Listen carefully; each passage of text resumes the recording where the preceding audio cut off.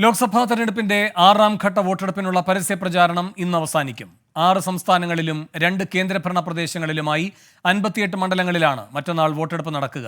പ്രധാനമന്ത്രി നരേന്ദ്രമോദി ഇന്ന് ഹരിയാനയിലെയും പഞ്ചാബിലെയും പ്രചാരണ റാലികളിൽ പങ്കെടുക്കും. ബൽറാം നെടുങ്ങാടി ഡൽഹിയിൽ നിന്ന് കൂടുതൽ വിവരങ്ങളുമായി ചേരുന്നു. ബൽറാം, മോദിക്ക് വലിയ പ്രതിഷേധം നേരിടേണ്ടി വരുമോ ഇന്ന്? അതുപോലെ രാഹുലിന്റെ പ്രചാരണം ഡൽഹിയിലാണോ?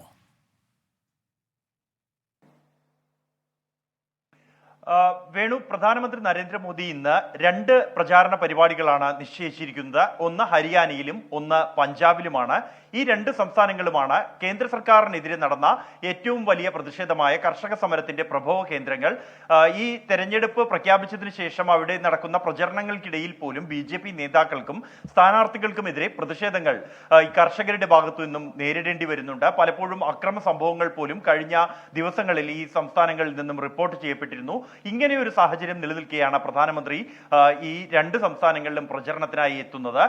കഴിഞ്ഞ നിയമസഭാ തെരഞ്ഞെടുപ്പ് പഞ്ചാബിൽ നടക്കുന്ന ഘട്ടത്തിൽ പ്രധാനമന്ത്രി പ്രചരണത്തിനെത്തിയപ്പോൾ അദ്ദേഹത്തിന്റെ സുരക്ഷാ വീഴ്ചയുണ്ടാകുന്ന സംഭവം പോലും ഉണ്ടായിരുന്നു ഈ കർഷക പ്രതിഷേധത്തെ തുടർന്ന്.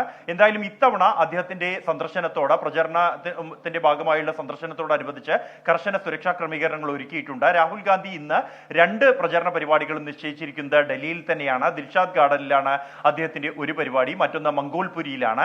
ലോക്സഭാ തിരഞ്ഞെടുപ്പിന്റെ 6ാം ഘട്ടത്തിനുള്ള പരസ്യ പ്രചാരണം ഇന്ന് അവസാനിക്കുകയാണ്. ഈ 6ാം ഘട്ട വോട്ടെടുപ്പ് നടക്കുന്ന 2 സംസ്ഥാനങ്ങളിൽ തന്നെയാണ് രാഹുലും പ്രധാനമന്ത്രിയും പ്രചരണത്തിനായി എത്തുന്നത്. ഡൽഹി, ജമ്മു കശ്മീർ, ബീഹാർ, ഒഡീഷ, ജാർഖണ്ഡ് കൂടാതെ പശ്ചിമ ബംഗാൾ, ഉത്തർപ്രദേശ് എന്നീ സംസ്ഥാനങ്ങളിലാണ് 6ാം ഘട്ടത്തിൽ വോട്ടെടുപ്പ് നടക്കുന്നത്. 889 സ്ഥാനാർത്ഥികൾ മത്സരരംഗത്തുണ്ട്.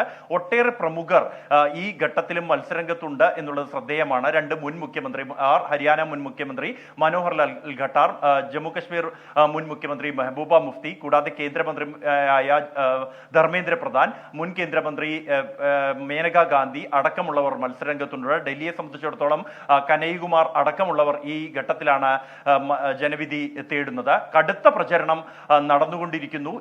ഇത്തവണ അത്യന്തം വാശിയേറിയ ഒരു തെരഞ്ഞെടുപ്പ് കൂടിയാണ്. മുൻ 2 തവണത്തേക്കാൾ വാശി ഇത്തവണയുണ്ട്. പ്രതിപക്ഷ നിര ഒറ്റക്കെട്ടായി ഇന്ത്യ മുന്നണി എന്ന പേരിൽ ഇത്തവണ വലിയ ഭൂരിപക്ഷം നേടി സർക്കാർ രൂപീകരിക്കുമെന്ന് അവകാശപ്പെടുന്നു. അതേസമയം BJP ആകട്ടെ 300-ലേറെ സീറ്റുകൾ ഇതിനകം തന്നെ നേടിക്കഴിഞ്ഞു എന്നാണ് അവകാശപ്പെടുന്നത്. എന്തായാലും 6ാം ഘട്ടവും അത്യന്തം വാശിയേറിയ പ്രചരണത്തിന് തന്നെയാണ് സാക്ഷ്യം വഹിച്ചിരിക്കുന്നത്. ഇനി ഒരു ഘട്ടം കൂടി മാത്രമാണ് ലോക്സഭാ തിരഞ്ഞെടുപ്പിൽ അവശേഷിക്കുന്നത്. വേണു. ശരി, ബൽറാം നെടുങ്ങാടിയാണ് വിവരങ്ങൾ നൽകുന്നത്.